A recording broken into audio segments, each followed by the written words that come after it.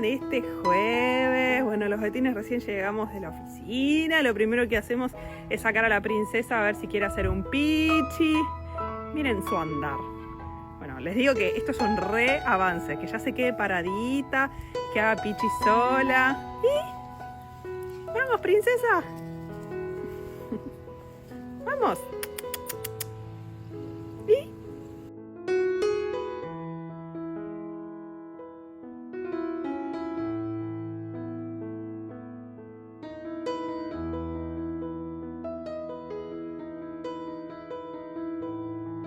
¿Perdón? ¿Perdón? ¿Ustedes están viendo lo mismo que yo? ¿Perdón, India? ¿Cómo es esto? Pero... Bueno, ahí está. Ella ocupa un huequito en el sillón. Nadie me...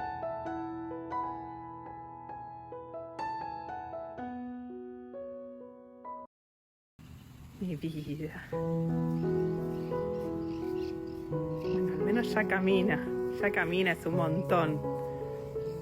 Nosotros estamos re contentos con los pequeños pasitos, la pequeña evolución.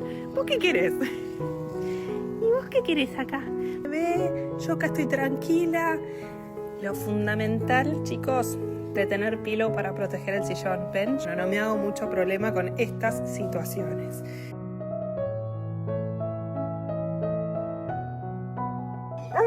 ¡Ey!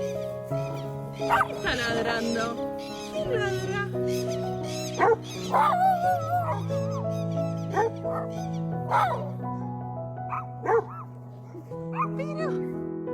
Pero ese ladrido es nuevo, loca.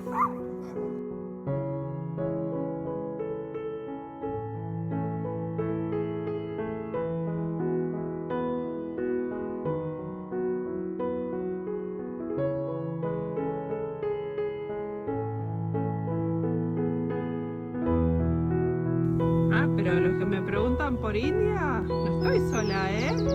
Miren quién me hace compañía. Desde que vine acá a la huerta, ella se sentó acá a tomar solcito. Es una genia, re compañera.